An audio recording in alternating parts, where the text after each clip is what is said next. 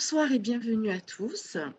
Nous sommes ravis donc de vous accueillir pour cette conférence en ligne sur les perturbateurs endocriniens, organisée par la Mutualité française de Corse en partenariat avec nos mutuelles et l'ARS de Corse.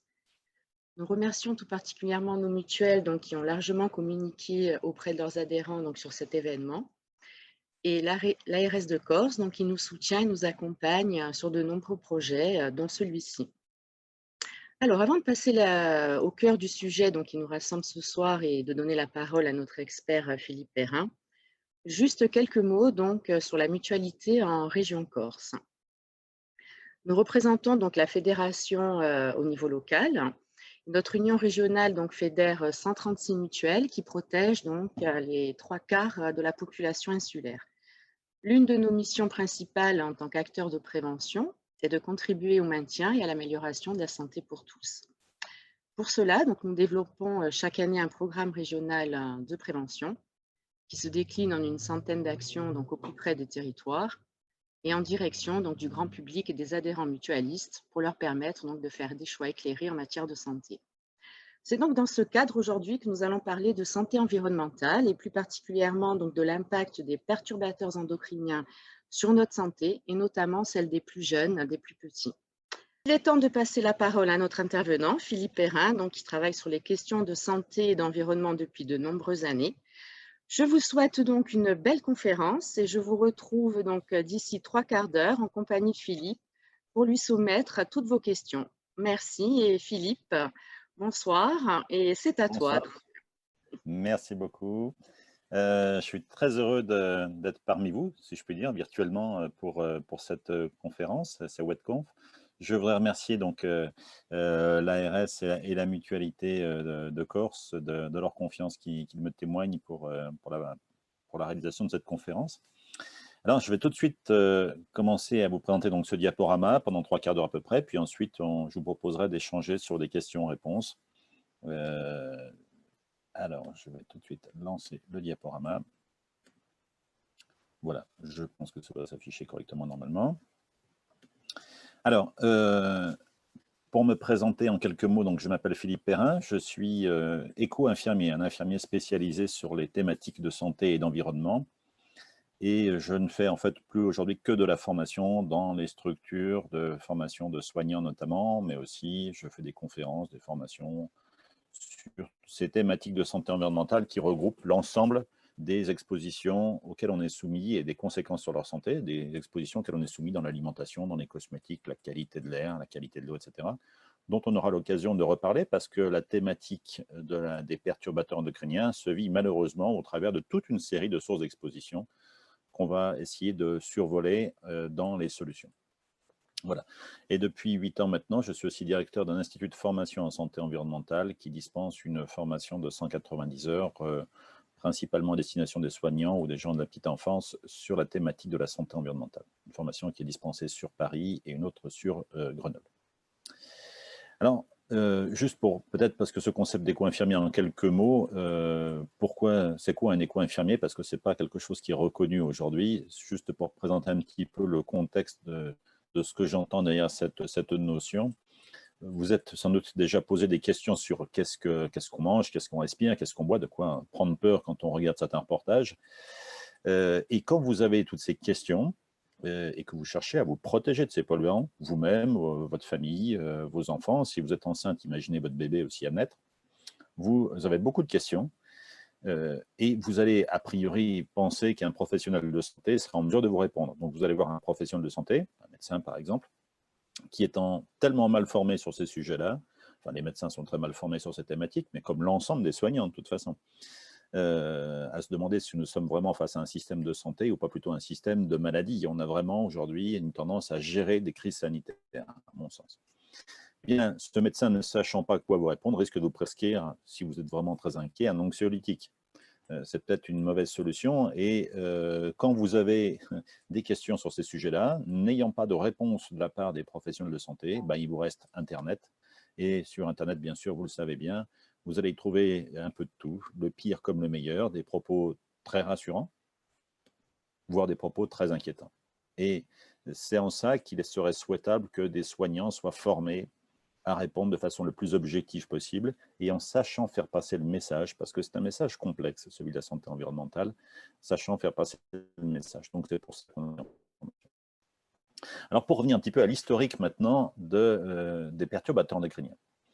Ça commence en fait vers la fin du siècle dernier où une professeure de biologie cellulaire découvre des évolutions assez curieuses dans son laboratoire. Dans son laboratoire, elle fait de la recherche sur les cellules cancéreuses du sein et elle découvre que ces cellules se sont mises à proliférer sur des milieux de culture alors qu'il n'y a pas eu d'exposition particulière de ces milieux de culture à différents types de substances. Donc, elle va chercher ce qui a pu, dans son laboratoire, contaminer ces milieux de culture et favoriser la croissance de ces cellules cancéreuses. Elle va chercher pendant pas mal de temps, en fait, en ayant vraiment envisagé toutes les hypothèses, jusqu'à finir par se demander si ce n'est pas simplement la modification de la boîte en plastique dans laquelle se font ces milieux de culture. Est-ce que cette boîte en plastique a pu changer d'une quelconque formulation? Est-ce qu'un composé y a été introduit ou retiré qui pourrait expliquer pourquoi les cellules cancéreuses qui s'y développent se développent particulièrement rapidement? Et effectivement, elle découvre en 91 la paranonylphénol. La paranonylphénol, c'est un composé qui va être rajouté dans certains types de plastiques. Et le problème, c'est que ce composé contenu dans les plastiques dans lesquels se trouvent ces milieux de culture, ce composé va migrer dans le milieu de culture lui-même, qui nourrit les cellules cancéreuses, et ce composé va stimuler le développement des cellules cancéreuses. On a un agent qui va stimuler le développement des cellules cancéreuses. Alors on peut imaginer effectivement que cette découverte inquiète beaucoup la scientifique et son équipe, parce que cette paranonylphénol qui est inconnue de la quasi-totalité d'entre nous est un composé qui est susceptible peut-être de se trouver dans de nombreux plastiques alimentaires. Et effectivement, malheureusement, elle découvre que cette paranonylphénol est présente dans de très nombreux plastiques alimentaires, mais beaucoup plus largement dans de très nombreux biens de consommation. Alors, dans la droite ligne de cette histoire, c'est cette fois-ci Theo Colborn qui va à la même époque, réunir toute une série de spécialistes de différentes orientations, de différents secteurs, pour essayer de voir s'il n'y a pas des éléments communs à certaines observations que chacun font de leur côté. Des zoologistes, des biologistes, des toxicologues, des professionnels de santé qui découvrent des évolutions dans l'état de santé des écosystèmes, des populations animales ou humaines. Et est-ce qu'il y aurait quelque chose de commun? Parce que cette paranonylphénol, en fait, inquiète cette scientifique aussi. Et ce qui va être effectivement obtenu, c'est cette définition, la première définition, on va dire la découverte véritablement des endocrine disruptors, les perturbateurs endocriniens. En fait, cette notion, elle a une trentaine d'années. On pressentait des mécanismes de ce genre depuis pratiquement une cinquantaine d'années. Mais là, on est vraiment dans quelque chose qui est, ça y est, on va vraiment définir ce que sont les perturbateurs endocriniens, ces composés qui vont affecter justement la santé des écosystèmes, la santé des populations animales, végétales et des populations humaines. Ça donne naissance à la déclaration de Wingspring en 1996 qui essaye de donner une définition des perturbateurs endocriniens. Les hommes sont exposés à des produits chimiques qui ont altéré de manière significative le développement embryonnaire chez la faune et chez l'animal de laboratoire. Et chez l'homme, le développement de l'embryon ainsi que le développement intellectuel et les défenses immunitaires sont mis en péril par ces produits issus de la synthèse chimique et introduits dans l'environnement du fait des activités humaines.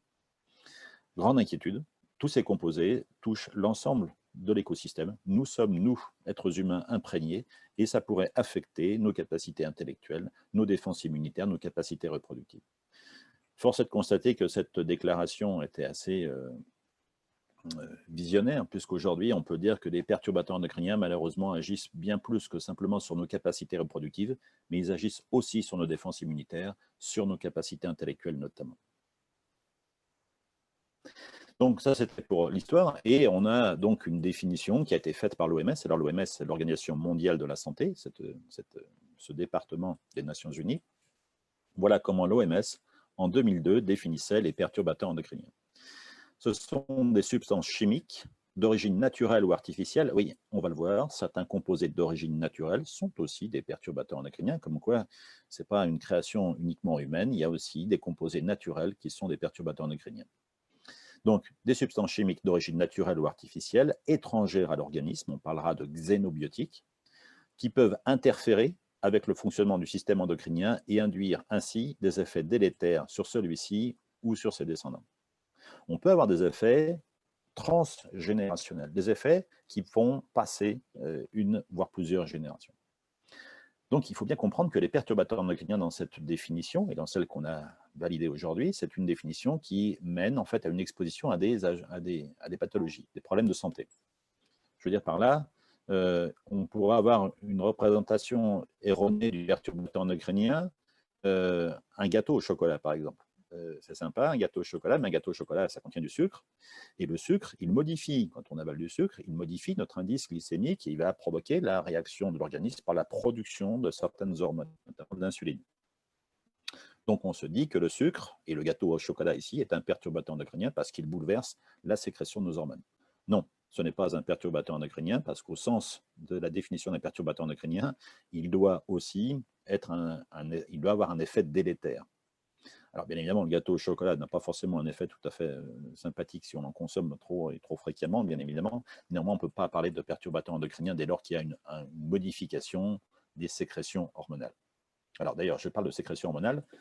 De quoi s'agit-il? Juste pour un tout petit rappel extrêmement simplifié.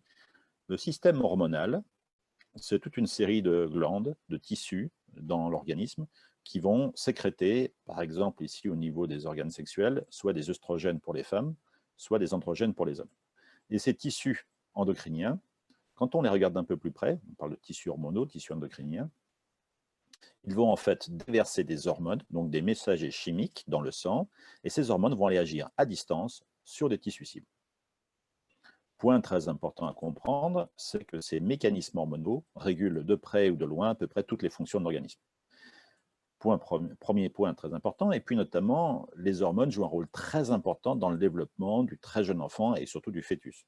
On va voir que les perturbateurs endocriniens sont donc particulièrement problématiques lorsqu'on expose les femmes enceintes à leurs propriétés. Et puis, autre élément très important, c'est que ces perturbateurs endocriniens, ces hormones jouent à très faible dose. On est sur des niveaux de concentration extraordinairement faibles. Les œstrogènes dans le sang d'une femme, c'est à peu près la concentration de ce qu'on pourrait avoir de quelques millilitres d'un produit dilué dans une piscine olympique. Je ne sais pas si vous voyez une piscine olympique, 50 mètres, c'est quelque chose. Donc, c'est des niveaux de concentration qui sont extraordinairement faibles, néanmoins, qui jouent un rôle extrêmement important. Alors, quand on regarde d'un peu plus près, très schématiquement encore, l'hormone sécrétée par le tissu endocrinien va venir se fixer sur des récepteurs sur la cellule cible. Donc, le couple hormone-récepteur, ainsi constitué, va produire en fait une réaction de la cellule qui va être une production principalement de protéines, par exemple. Les perturbateurs endocriniens, ce sont des composés, ici en violet, qui sont capables de venir se fixer sur les récepteurs. Ce ne sont pas des hormones. Néanmoins, ils vont mimer l'action de l'hormone et conduire à une réponse hormonale. On a affaire à un perturbateur endocrinien ici d'effet hormonal. Mais d'autres perturbateurs endocriniens plus subtils peuvent venir se fixer sur les mêmes récepteurs sans conduire à une réponse hormonale, mais en empêchant cette fois-ci la véritable hormone de venir s'y fixer. On a un effet inhibiteur, un effet de blocage de l'hormone. Ça, c'est deux principaux modes d'action des perturbateurs endocriniens, soit qu'ils vont mimer l'hormone et provoquer donc une réaction inadaptée, soit qu'ils vont bloquer l'apparition, l'arrivée d'une hormone sur son site récepteur. Tout ça, au final, va conduire à des effets qui peuvent être dramatiques pour les populations les plus jeunes. Chez les populations d'adultes, on a des mécanismes de régulation qui vont la plupart du temps pouvoir corriger ces mécanismes si on n'est pas exposé trop durablement. Mais les perturbateurs endocriniens peuvent agir aussi sur la production de l'hormone elle-même, son stockage, etc. Donc, un perturbateur endocrinien peut avoir de multiples effets, depuis la production de l'hormone jusqu'à son élimination. Voici une liste non exhaustive, malheureusement, on va le voir, de perturbateurs endocriniens soit connus, soit soupçonnés. Certains d'entre eux, je pense, vous évoquent quelque chose, comme le bisphénol A, on va en reparler, dans les plastiques notamment, interdit dans les plastiques, aujourd'hui dans les plastiques alimentaires en tout cas, des phtalates qu'on trouve encore très présents dans de très nombreux plastiques, par exemple, et puis toute une série de composés, des composés qu'on soupçonne d'effets perturbateurs endocriniens, comme l'aluminium. Beaucoup de pesticides sont connus ou soupçonnés des perturbateurs endocriniens, etc., etc.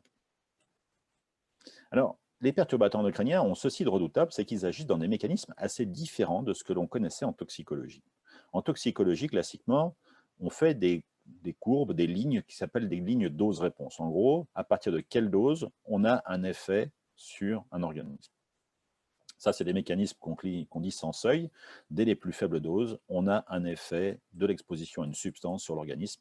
Ça va être le cas de la pollution de l'air, par exemple, qui agit sans seuil. Dès les plus faibles doses, ça comporte un risque. De l'exposition à la radioactivité, par exemple, aussi. Pour certains types de composés, on a seulement, à partir d'une certaine dose, un effet négatif sur la santé. Mais pour les perturbateurs endocriniens, c'est un peu particulier. Les premiers documents qu'on avait sur le sujet ne donnaient pas des lignes, des droites, en fait, mais donnaient des modèles assez surprenants, avec des effets sur la santé qui étaient supérieurs à des doses extrêmement faibles. Quand la dose augmentait, on voyait l'effet qui diminuait jusqu'à passer par un certain niveau et repartir à la hausse ensuite. Alors ça a été complètement nouveau en termes de toxicologie. On était dans quelque chose, dans une relation dose-effet qui n'était plus franchement celle qu'on connaissait dans les modèles standards en toxicologie. Donc on avait des modèles de ce genre, on avait des modèles aussi de ce type de courbe, d'autres, etc. Donc on a des réponses des effets des perturbateurs endocriniens sur l'organisme qui ne sont pas forcément directement liés à la dose. Enfin, en tout cas, ça perturbe complètement notre représentation sur le sujet. Les effets ne sont pas forcément proportionnels à la dose. On parle du changement de paradigme. Paradigme en toxicologie était de dire la dose fait le poison. Quand la dose augmente, l'effet sanitaire augmente. Eh bien, on se rend compte que ce n'est plus la dose qui fait vraiment le poison, c'est plutôt la période à laquelle on va être exposé à ce contaminant. Parce que, on le disait, les mécanismes des hormones sont très importantes, notamment dans la vie intra-utérine et la toute petite enfance. Et si on est exposé à ces contaminations à des périodes clés du développement intra-utérin, des développements d'un tissu qui doivent se faire au profit d'un autre dans les mécanismes de développement embryonnaire, c'est une extraordinaire complexité, une machine d'une précision phénoménale, qui est notamment dépendant de l'exposition à certaines hormones. Donc si certaines hormones arrivent à des moments où se développent certains tissus par rapport à d'autres et que ces tissus sont très sensibles à cette hormone, alors on a une modification possible du développement du tissu et ça, c'est par contre irréversible. On se rend compte du coup que les perturbateurs endocriniens, c'est plutôt la période aujourd'hui qu'on considère comme faisant le poison beaucoup plus que la dose. Alors, on parle beaucoup du bisphénol A, on va en reparler. On parle aussi des PCB, des dioxines, de certains pesticides, des retardateurs de flamme bromés, des phtalates, des parabènes. Ça, ce sont des composés qui sont identifiés comme étant pratiquement tous des perturbateurs endocriniens. En tout cas, pour la famille des pesticides, une partie importante de cette grande famille. Et ça, c'est ce que l'on sait. Et il nous reste beaucoup de choses à savoir. Parce que énormément de perturbateurs endocriniens sont aujourd'hui soupçonnés bien plus que documentés. C'est un véritable enjeu de découverte tout à fait considérable. Regardez par exemple ici, l'OMS et les Nations Unies, donc le programme des Nations Unies pour l'environnement, en 2013, avait déclaré que 800 substances étaient perturbateurs endocriniens ou susceptibles d'être des perturbateurs endocriniens.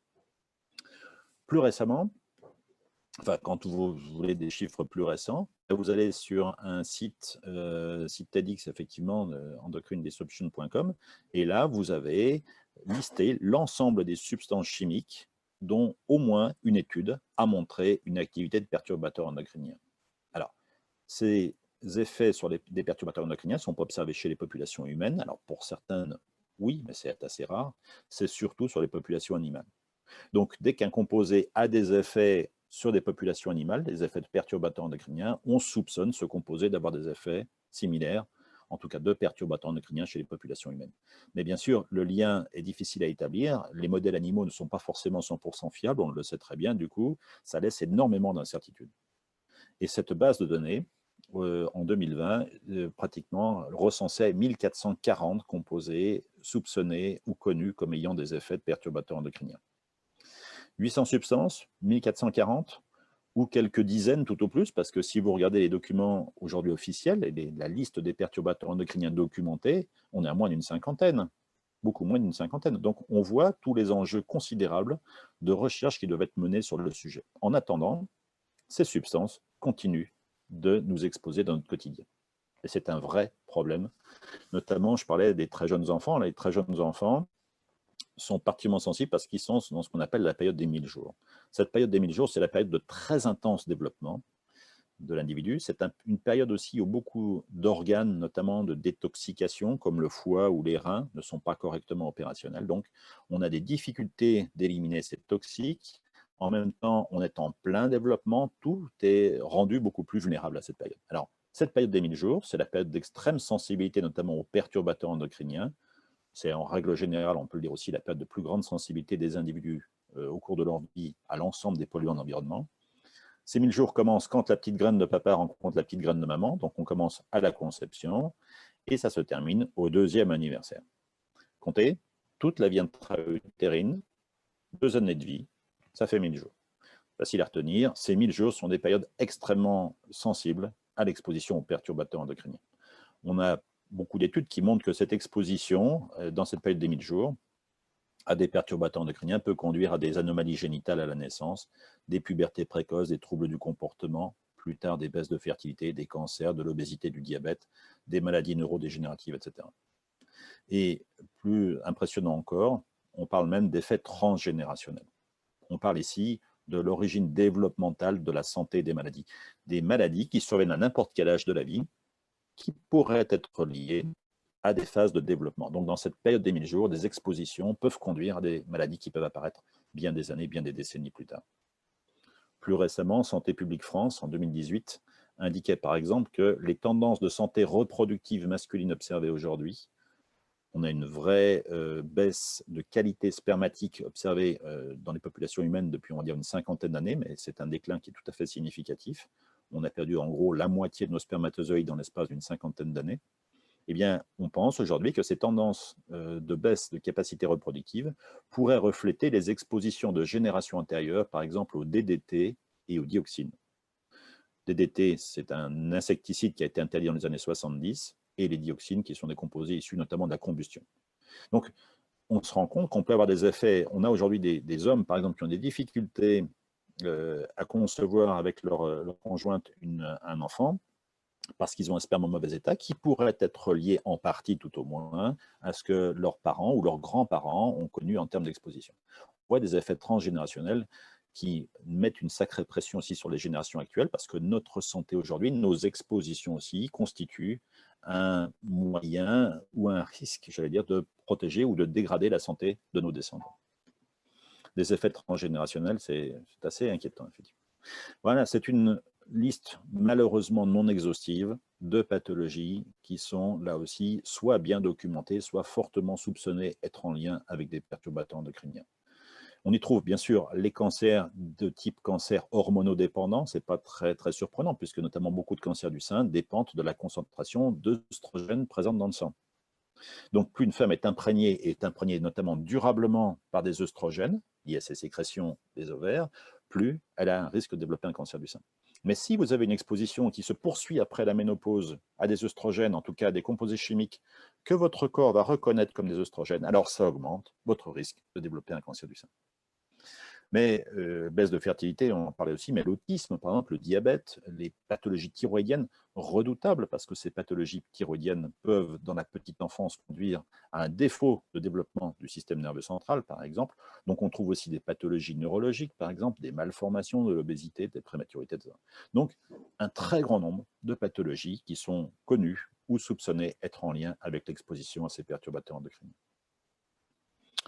Et puis, quand on parle du Covid notamment, puisque c'est l'époque, une étude très récemment publiée, il y a quelques jours, là, de l'INSERM disait, l'auteur de l'étude, qui disait « Notre nouvelle étude révèle que l'exposition à des produits chimiques qui dérèglent le système endocrinien, des perturbateurs endocriniens, pourrait interférer avec les différents signaux biologiques du corps humain, jouant un rôle important dans la sévérité de la Covid-19. » On a des éléments assez clairs sur le sujet qui laissent penser que cette épidémie liée à la Covid-19 pourrait être en fait majorée, le risque, les conséquences pourraient être largement majorées par une exposition ambiante à cette pollution. Pollution de l'air, c'est bien documenté, mais même par rapport à l'effet des perturbateurs endocriniens.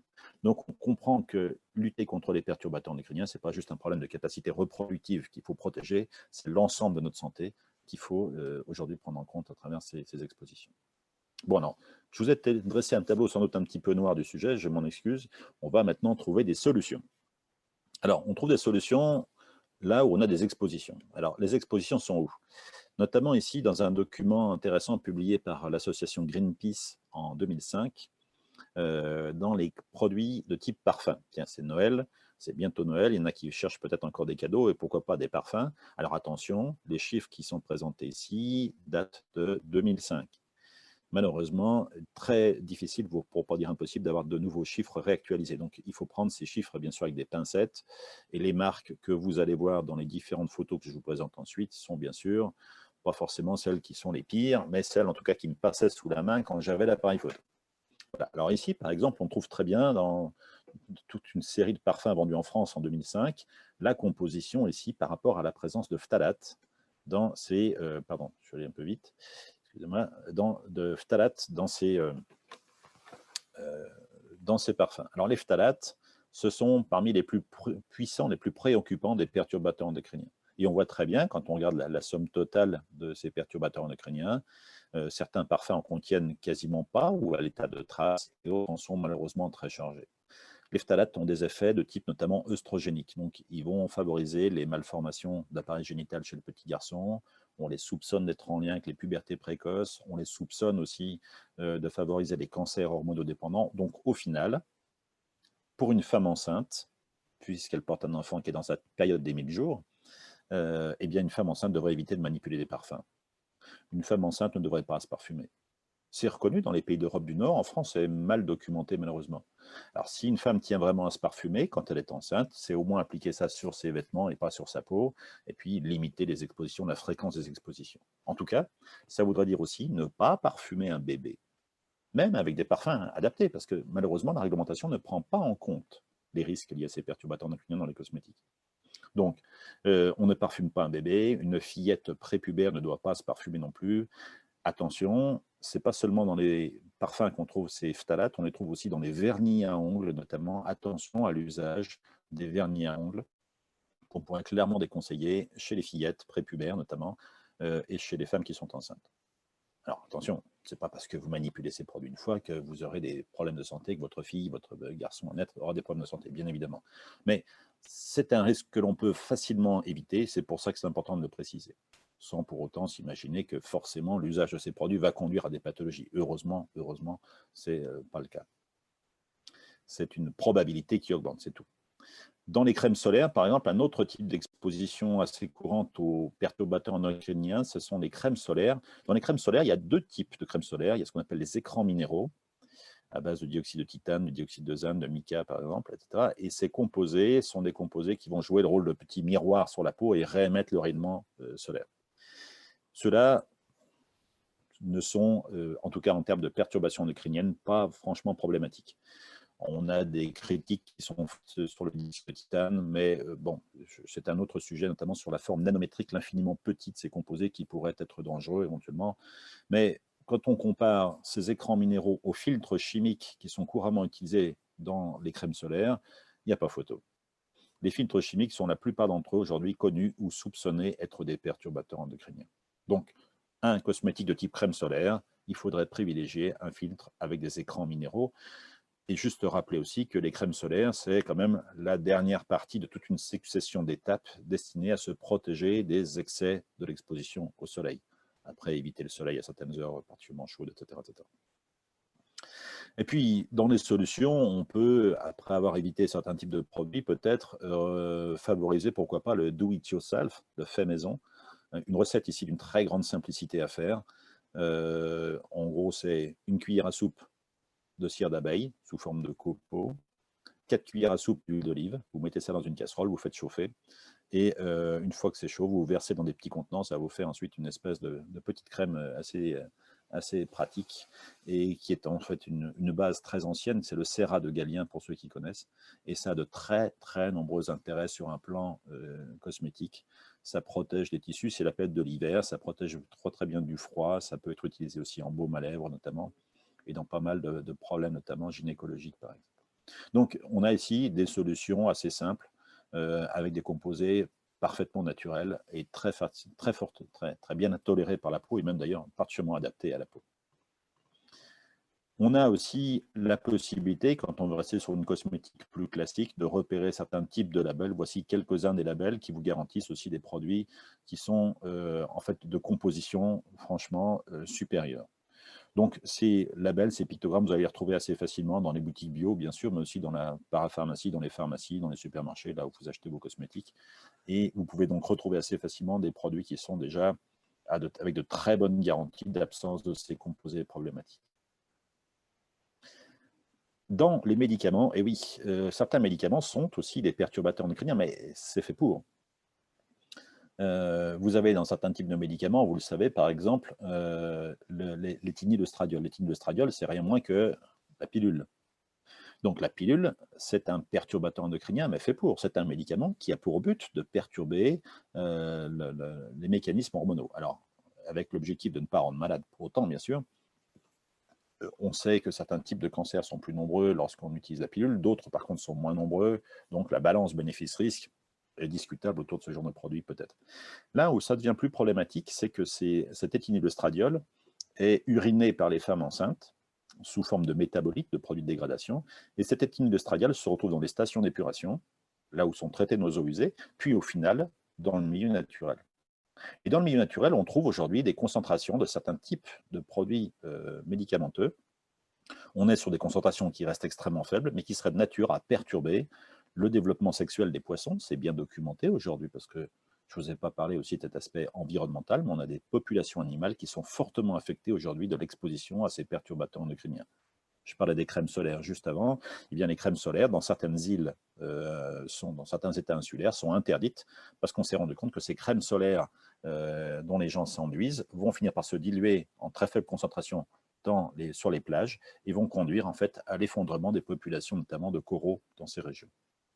Donc, c'est dire si les perturbateurs endocriniens agissent aussi sur le milieu naturel et malheureusement toujours à très faible dose.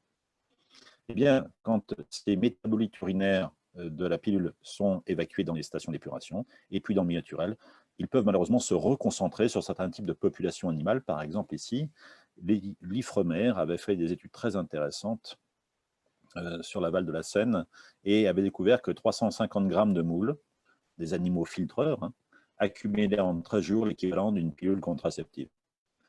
Si vous avez raté votre pilule, mesdames, n'hésitez pas, rouez-vous sur 350 grammes de moules, vous aurez à peu près la même chose. Alors, évidemment, on peut en rire, mais ce n'est pas très, très rassurant, il faut bien le considérer. Et il va falloir peut-être réfléchir à d'autres types de contraception qui réduisent les rejets de cet éthényl-estradiol ou peut-être favoriser des stations d'épuration qui permettent de fixer ces contaminants en évitant qu'ils ne fuient à travers les processus de traitement des eaux usées qui ne sont d'ailleurs jamais, qui n'ont pas été dimensionnés pour accueillir des polluants de ce genre. Là où c'est problématique aussi, c'est notamment les phtalates qu'on peut trouver comme excipients dans les médicaments ou des composés que vous connaissez sous un autre nom que celui-ci, mais que vous allez trouver sous ce nom-là dans les médicaments para-hydroxybenzoate, qui sont rien moins que les parabènes. Si vous avez l'occasion, après cette intervention, d'aller regarder dans votre pharmacie des médicaments qui contiennent des para-hydroxybenzoate, de propyl par exemple, ça va être le propylparabène, perturbateur endocrinien documenté. Para-hydroxybenzoate de méthylparabène, ce n'est pas perturbateur endocrinien, etc. Ce serait souhaitable d'éviter des médicaments pris au long cours. J'entends ici pris au long cours. Si c'est une prise occasionnelle, ce n'est pas un souci. Si c'est une prise au long cours de certains médicaments, recherchez des formulations de ces médicaments, discutez-en avec votre pharmacien, il vous trouvera sans doute un peu bizarre, comme mon pharmacien m'a trouvé bizarre quand je le questionnais sur ce sujet-là. C'est normal, mais je pense qu'il faut mettre l'industrie pharmaceutique face à ses responsabilités. Ces agents, ces parabènes conservateurs dans les cosmétiques sont aussi des conservateurs dans les médicaments. On doit se passer de ces para-hydroxybenzoates, de ces parabènes, surtout sur des médicaments qui sont pris au long cours. Fort heureusement, dans la plupart des cas, vous avez des formulations du même médicament qui peuvent se faire sans ce type de conservateur. Et puis, dans les principes actifs, on trouve des produits qui sont connus ou soupçonnés des perturbateurs endocriniens. C'est le cas notamment du paracétamol, par exemple, ou de l'aspirine. Paracétamol, c'est d'autant plus préoccupant que beaucoup de femmes enceintes consomment du paracétamol. Et un spécialiste français du sujet, en 2013, indiquait que des concentrations équivalentes à celles retrouvées dans le plasma, dans le sang en quelque sorte, en cas de prise de ces molécules, chacune de ces molécules perturbe la production d'hormones stéroïdiennes et d'autres facteurs nécessaires à la masculinisation et à la fertilité. C'est très important qu'in utero, un petit garçon à naître soit exposé à des hormones sexuelles mâles.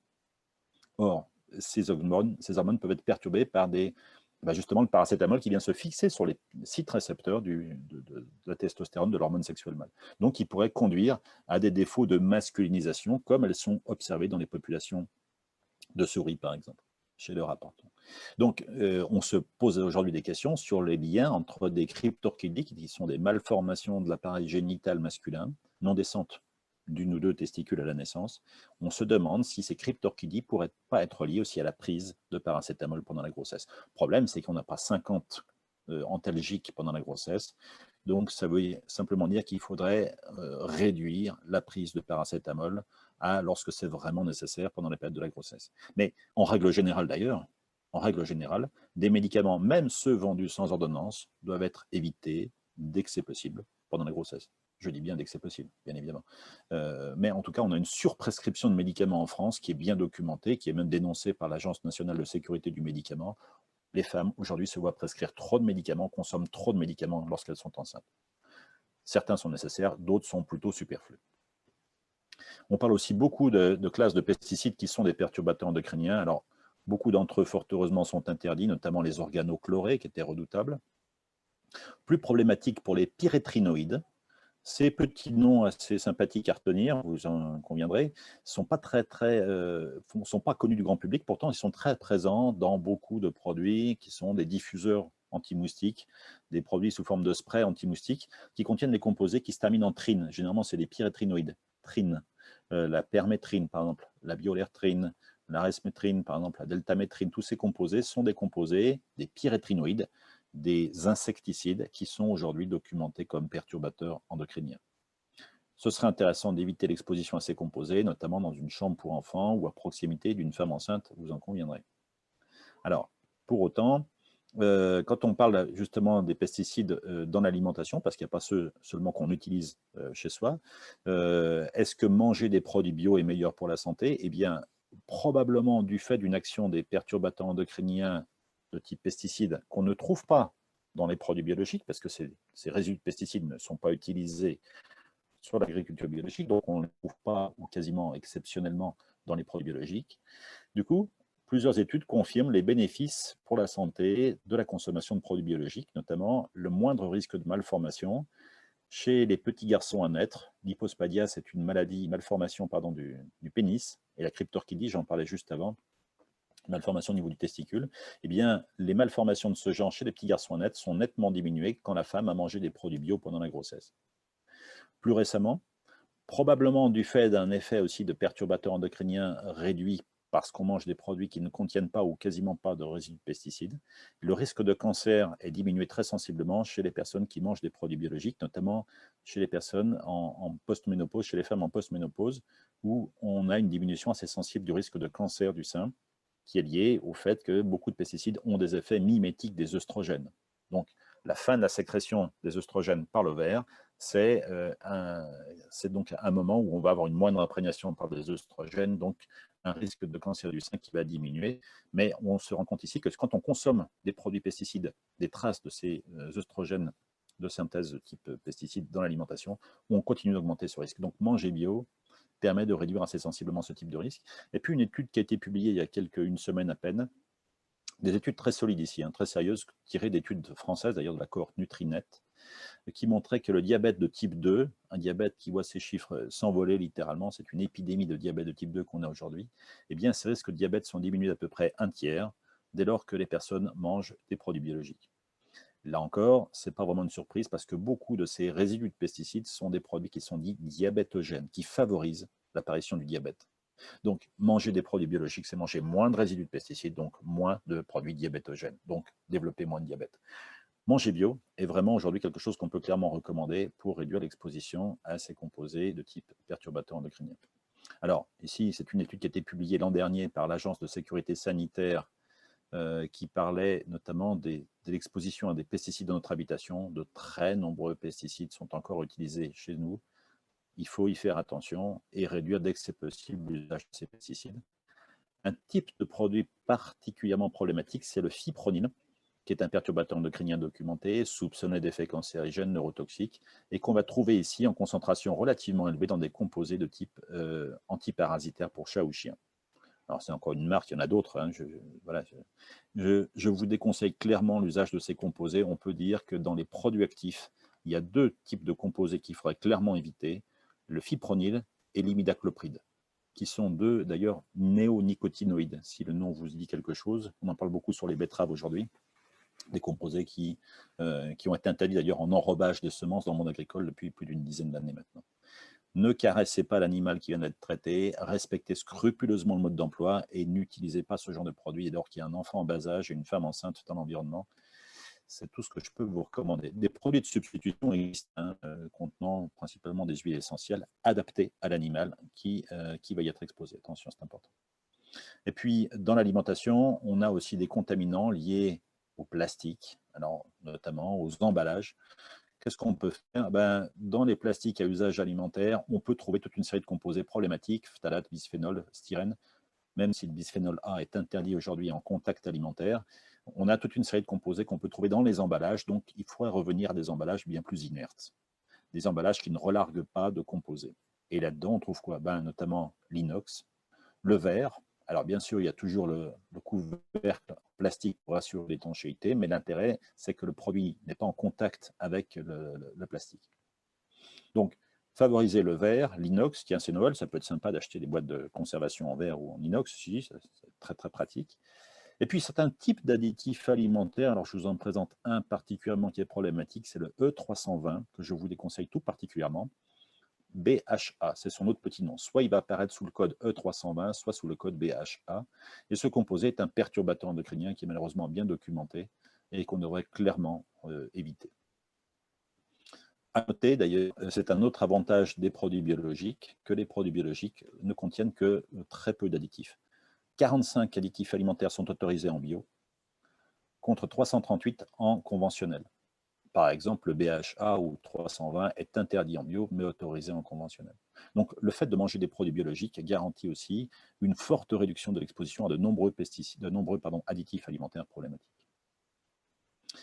Et puis, quelques mots sur les autres types de biens de consommation, parce qu'on peut en trouver dans beaucoup de choses, des retardateurs de flamme, toutes sortes de composés. On en trouve notamment dans les textiles. Et oui, les textiles, je reviens à mon très jeune enfant, par exemple, qui va être très tôt exposé à des textiles, parce qu'on a trouvé des layettes de bébés qui sont merveilleuses, avec des petits motifs sympathiques comme tout. Le problème, c'est que beaucoup de ces motifs sont imprégnés par des colorants, par des fixateurs, par des plastifiants, qui sont des composés qui sont connus ou soupçonnés être des perturbateurs endocriniens. On a aussi des textiles anti-odeur, on a des textiles anti-acariens, on devrait faire dans le simple. La plupart du temps, ces composés anti sont des composés chimiques et beaucoup d'entre eux sont mal évalués, voire soupçonnés être des perturbateurs endocriniens.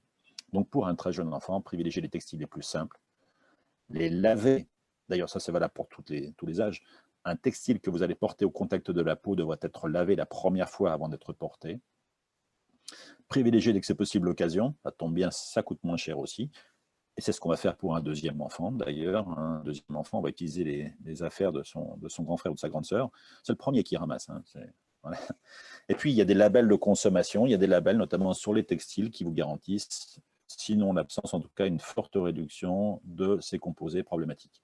Donc là encore, des labels assez faciles à repérer peuvent permettre de réduire sensiblement l'exposition à ces contaminants. Dans les biens de consommation, on pourrait parler aussi des produits ménagers qu'on peut faire maison. Vous connaissez le bicarbonate de soude, le vinaigre blanc, le savon noir par exemple. Privilégier aussi l'écolabel européen sur les produits ménagers, par exemple, qui vous assure une formulation qui ne contient pas toute une série de composés problématiques. Et puis, en règle générale, de toute façon, faire bien attention au bon usage des produits, respecter les doses des produits que vous avez pour le nettoyage. Voilà, et pour terminer en quelques mots, juste, et qu'est-ce qu'on fait sur un plan réglementaire autour de ça? Eh bien, on a une stratégie nationale des perturbateurs endocriniens qui a été mise en place en France. Alors, elle a été assez originale, on était un des premiers pays à mettre ça au monde, et puis on a pris du retard, et on a en fait développé tardivement cette deuxième stratégie nationale sur les perturbateurs endocriniens. Et qu'est-ce qu'elle dit? C'est des documents très officiels, hein. Cette stratégie demande que d'ici 2020, et c'est bientôt fini, hein, une liste de perturbateurs endocriniens sera publiée et partagée avec nos partenaires européens. Cette liste n'a pas été publiée. Bien sûr, il est peu probable qu'elle soit publiée avant la fin de cette année. J'espère qu'on aura ça en 2021 parce que c'est urgent d'avoir une liste officielle que sont les perturbateurs endocriniens avérés, présumés, suspectés, les classer dans ces catégories pour dire, bon ben voilà, les maintenant avérés, on peut, dès que c'est possible, s'en débarrasser, on doit s'en débarrasser le plus vite possible. Les présumés, les suspectés, il faut les mettre sous pression, et puis dès que c'est possible, là encore, les substituer par des produits qui ne seraient pas dangereux. Pour finir, j'aime bien les propos d'André Cicolella, un ami président du réseau Environnement Santé, qui en 2012 disait que la mise en évidence des perturbateurs endocriniens ne doit pas être interprétée comme une nouvelle anxiogène, mais comme une bonne nouvelle, car cela nous donne enfin des clés de compréhension pour agir sur la prévention de maladies graves et ainsi enrayer leur expansion, voire même les faire régresser. Évidemment, la découverte des perturbateurs endocriniens peut faire peur, mais toutes les solutions qui sont à notre portée pour les réduire aujourd'hui doivent nous motiver à agir. Voilà, et je vous remercie de votre attention. Philippe, on te remercie voilà, pour ta présence et ta présentation qui, je l'espère, donc, vous aura éclairé sur ce sujet donc, des perturbateurs endocriniens. Merci beaucoup et puis on espère peut-être à bientôt voilà, sur d'autres conférences ou en présentiel sur des ateliers ou d'autres actions que nous menons tout au long de l'année. Voilà, merci beaucoup. Merci à vous. Merci Très bonne Philippe, au soirée. revoir. Au revoir.